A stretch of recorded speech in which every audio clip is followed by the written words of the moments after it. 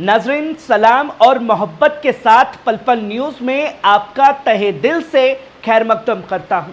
मैं हूं आपका मेज़बान, आपका साथी नदीम अकरम, और आज 3 अगस्त को लेकर हाजिर हूं मिडल ईस्ट से जुड़ी 12 सबसे बड़ी और असरदार खबरें। आइए एक नज़र डालते हैं आज की कुछ बड़ी सुर्खियों पर, जहां बात करेंगे गजा की सुरंगों में कैद इजरायली फौजी अवितार डेविड का दिल दहला देने वाला पैगाम, मैं अपनी कब्र खुद खोद रहा हूं। वहीं हम बात करेंगे पेरिस की सड़कों पर फलस्तीन के हक में इंसाफ का समुंदर, लाखों लोगों ने उठाई आवाज, from the river to the सी।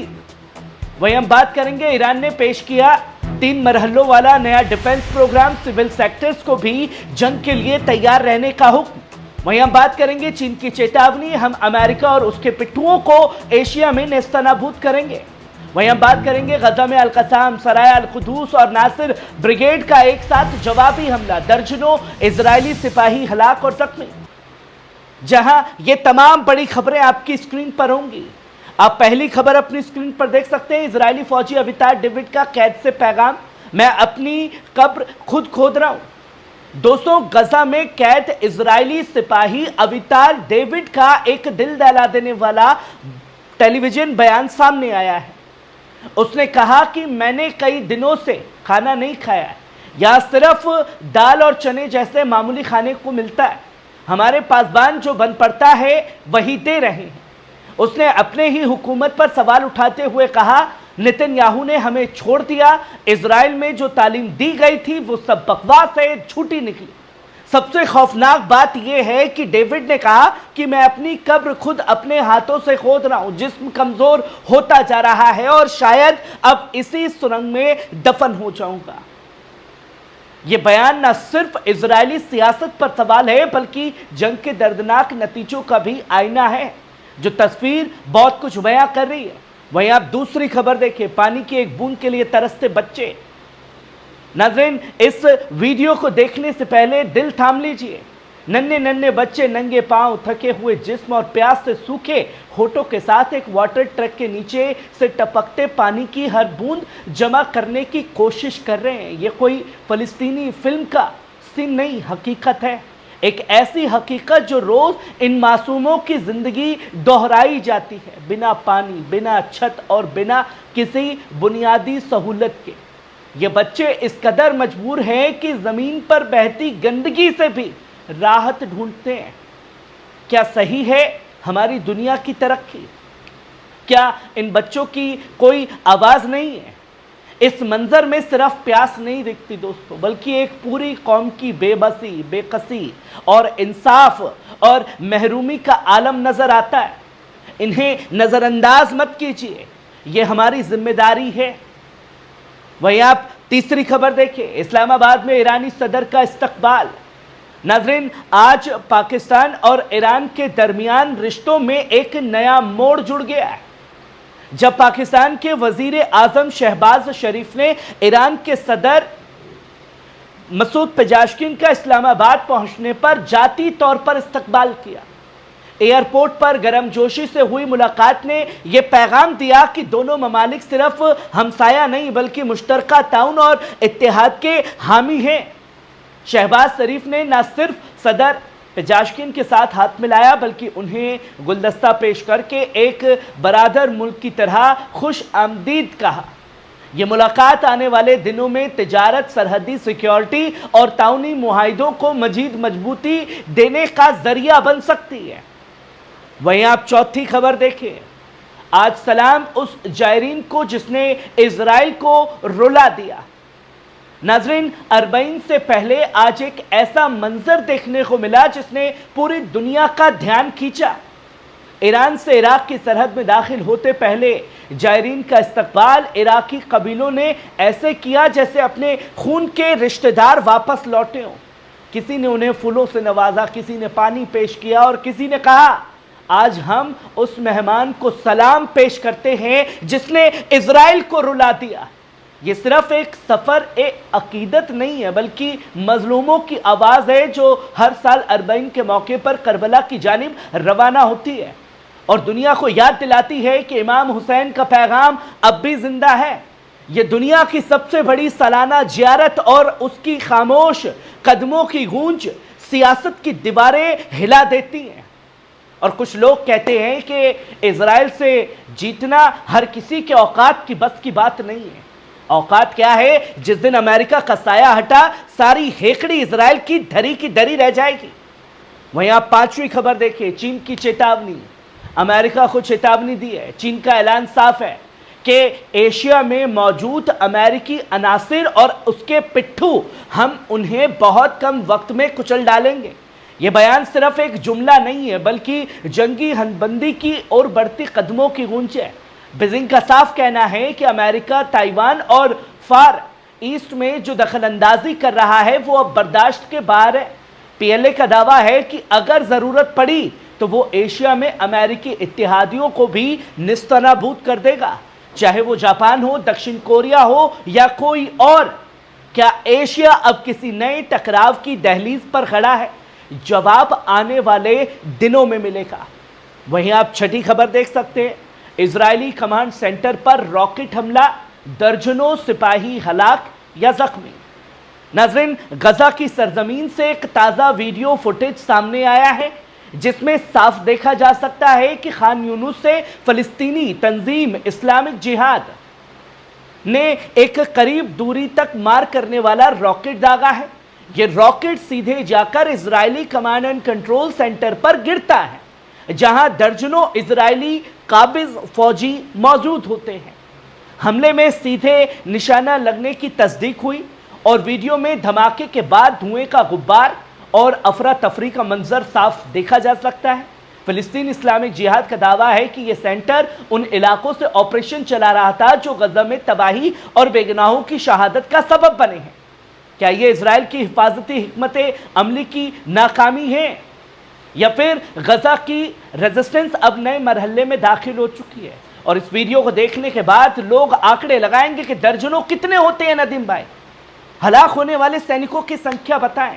یہ کام نہ ندیم بھائی کا ہے، نہ یہ کام فلسطین اسلامک جہاد کا ہے، نہ حماس کا ہے۔ یہ کام ہے اسرائیل کا بتانا کہ وہ آپ کو کیا بتاتا ہے، 1 مرے 2 مرے یا 12 مرے۔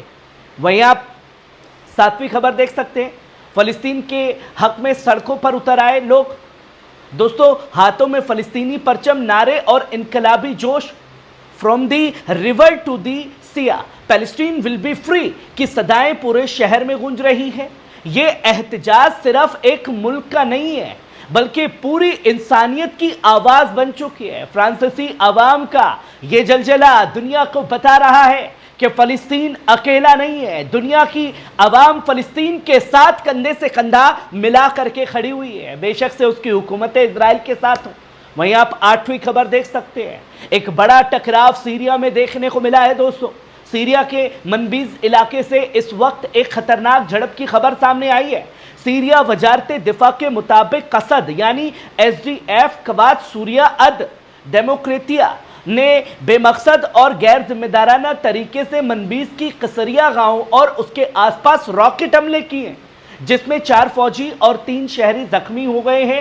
اس کے بعد سیریائی فوج نے درجی نشانوں پر جوابی کارروائی شروع کی ہے جہاں سے یہ حملے کیے گئے تھے، جس میں ایک راکٹ لانچر اور میدانی توپ کو ٹارگٹ کیا گیا ہے۔ دوسری جانب قصد نے ان الزامات کو مسترد کرتے ہوئے کہا کہ انہوں نے صرف جائز دفاع کیا ہے اور الزام لگایا کہ کچھ غیر منظم گروہ جان بوجھ کر جھڑپیں بھڑکا رہے ہیں۔ یہ سب اس مارچ 10 معاہدے کے بعد ہو رہا ہے جس میں سیریائی حکومت اور قصد کے درمیان امن، شراکت اور ملک کی یکجہتی پر اتفاق ہوا تھا۔ اب سوال یہ ہے کیا یہ تازہ ٹکراؤ اس معاہدے کو نکارا بنا دے گا؟ وہیں آپ 9ویں خبر دیکھ سکتے ہیں، القسام، سرایا القدس اور ناصر بریگیڈ کے ساتھ داغے موٹرار گولے۔ ناظرین، جنوبی خان یونس سے اس وقت ریزسٹنس کے 3 اہم دھڑوں القسام بریگیڈ، سرایا القدس اور الویت ناصر صلاح الدین بریگیڈ نے اسرائیلی قبضہ فوج پر بڑے پیمانے پر حملے کیے ہیں۔ القسام نے اعلان کیا کہ انہوں نے مسجد رتیسی کے اطراف میں جمع اسرائیلی فوجیوں پر ہون گولے داغے۔ वही सराया अल कुदूस और अक्सा शोहदा ब्रिगेड ने अल आमुदी लीवा मिलाकर 107 किस्म का रॉकेट इजरायली कमांड सेंटर पर मारा, जहां हमला होते ही एक इजरायली हेलीकॉप्टर जख्मी फौजियों को निकालने के लिए उतरा। यानी जख्मियों की तस्दीक हो चुकी है। इसके अलावा नासिर ब्रिगेड ने कुफर अल करारा के पास इजरायली टैंक और सिपाहियों पर मोर्टार हमले किए। गजा में हर मोर्चे पर रेजिस्टेंस जारी है और इजरायली फौज को भारी जानी और माली नुकसान उठाना पड़ रहा है, जिसके चलते ये मजबूरन राहत सामग्री भेजनी पड़ी है। वहीं आप 10वीं खबर देख सकते हैं, भारत डटा रहा ट्रंप की रूस को धमकी। दोस्तों, रूस ने आज एक अहम बयान में कहा कि रूस दुनिया को तकरीबन 10% तेल सप्लाई करता है और उसकी जगह कोई दूसरा मुल्क नहीं ले सकता। उन्होंने ये बात उस वक्त कही है जब अमेरिका के सदर डोनाल्ड ट्रंप ने भारत को धमकी दी कि अगर उसने रूस से तेल लेना नहीं रोका तो ट्रेड पेनल्टी लग सकती है। लेकिन इसके बावजूद भारत पीछे हटने को तैयार नहीं है। इंडियन ऑयल, भारत पेट्रोलियम और हिंदुस्तान पेट्रोलियम जैसी सरकारी कंपनियां रूसी सप्लायर से नए मुआहदे कर रही है। नई दिल्ली का साफ तौर पर कहना है कि हम फैसले अपने माशी मफाद और तेल की लागत को देखकर करते हैं, ना कि किसी दबाव में आकर। अगर रूस में तेल आना बंद हुआ तो कच्चे तेल की कीमत 135 से 140 डॉलर प्रति बैरल पहुंच सकती है और यह पूरी दुनिया के लिए एक बड़ी माशी आफत होगी। वहीं आप 11वीं खबर देख सकते हैं, ईरान ने 3 मरहलों में तैयार किया नया डिफेंस प्लान। नाजरीन, ईरानी अफवाज के chief of staff general Abdul Rahim Mousavi ने ऐलान किया है कि मुल्क अब 3 मरहलों करीब दरमियानी और तवील अर्ज पर मबनी एक मुकम्मल सैन्य तैयारी प्रोग्राम पर काम कर रहा। यह बात उन्होंने 97वें दायमी कमेटी दिफा ए मदनी के इजलास में कही, जिसमें आर्मी हुकूमत, पासदारान इनकलाब और अहम वजारतों के नुमाइंदे मौजूद थे। इजलास में इजराइल की तरफ से जारी ढेर एलानी जंग का भी जिक्र हुआ और तय किया गया कि अब सिविल सेक्टर जैसे तेल, रहाइश, सड़कें और तालीम को भी दिफाई हिकमत अमली के तहत आगे बढ़ाया जाएगा। इस मीटिंग में शहीद जनरल मोहम्मद बाकिरी को भी खिराज अकीदत पेश की गई। जनरल मुसावी ने जोर देकर के कहा, जैसे हमारी अफवाज प्लानिंग के साथ काम करती है, वैसे ही तमाम इदारे भी इसी तरीके से उसके साथ जाकर के कंधे से कंधा मिलाकर के काम करेंगे। वहीं आप आखिरी और 12वीं खबर देख सकते हैं, इस्तांबुल में त्रिपक्षीय बैठक, एर्दोगन और मुलानी दुबेबे ने हिजरत के सलाब पर की बातचीत। नाजरीन, तुर्की के सदर रसब तैयब एर्दोगन ने आज इस्तांबुल में एक अहम त्रिपक्षीय समिट की मेज़बानी की, जिसमें इटली की वजीर आज़म जॉर्जिया मेलोनी और लीबिया के वजीर आज़म अब्दुल हमीद दुबेबा शरीक हुए।